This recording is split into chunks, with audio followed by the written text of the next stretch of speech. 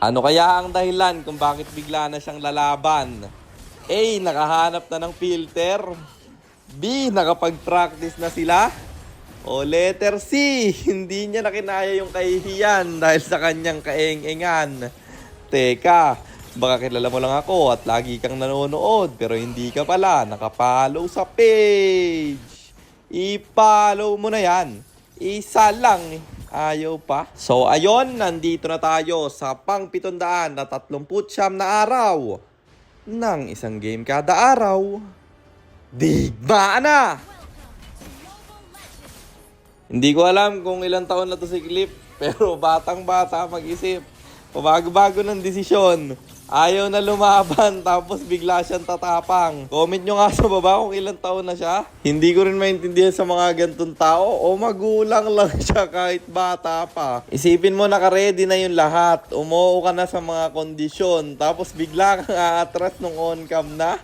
Iyang-iya ka na siguro ya. Tapos akala niya yung mga tao maniniwala sa kanya na yung dahilan niya kung bakit ayaw niya mag-on-cam privacy.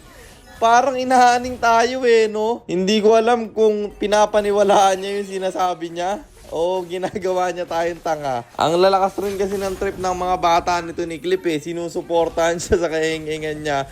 Meron nga isa siyang piloter guys, ang pangalan P. Bencito. Pinost din ako about sa presyo ng pilot. Nilagay LF pilot pang ospital. Tapos pagtingin ko, nag-friend request pala sa akin. Hindi ko lang pinansin yung friend request mo, iiyak ka namin. Nung nakita ko na nasa GC siya ng mga piloter, kasi guys, ina-add ako ng mga player sa mga pilot GC at hindi ko alam, madami daw palang piloter dun si Clip.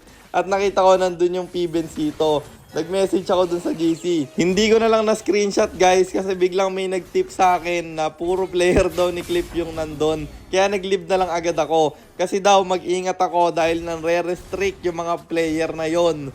Ibig sabihin, ding na ding sila gumalaw. Makikipag-trash talkan, magyayabang, tapos kapag pinatulan, mangre-restrict ng account. Anong galaw yun? Sige, subukan yung i-restrict yung account ko. 300k magre-report sa page ng boss nyo. Kung sino man ang nakakanood na to, na nandun sa GC na yon na pinagliban ko, screenshot mo nga yung chat namin doon tapos lagay mo sa comment section. May mga ganun palang tao gumalaw, yung ang yayabang, tapos pag pinatulan, ganun ang galawan. Manang-mana sa bossing nila no?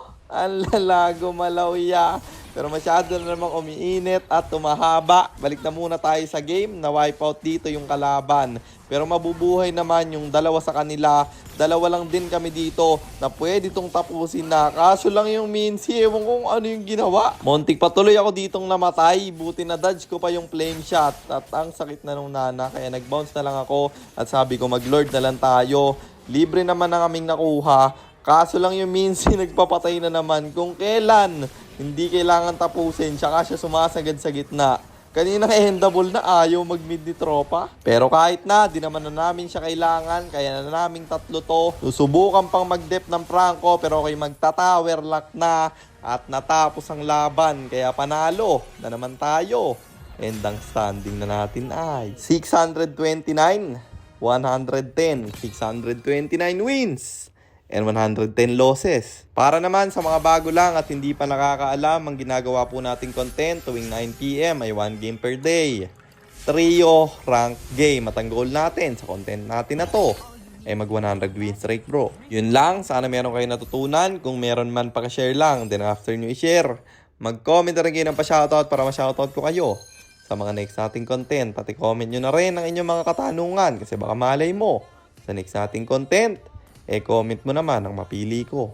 At para naman sa mga gustong magpapilot ng ML account, mag-PM lang kayo, nagre-reply ako. At syempre, may bayad yun. Kahit hanggang anong rank, pwede nyo ipapilot. Kahit anong hero, pwede nyo ipaspam basta may additional payment. Pag magpapaspam, kayo ng hero.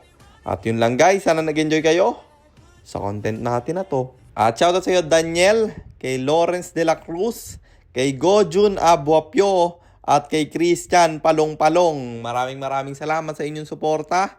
Mag-iingat kayo palagi. God bless. Paalam!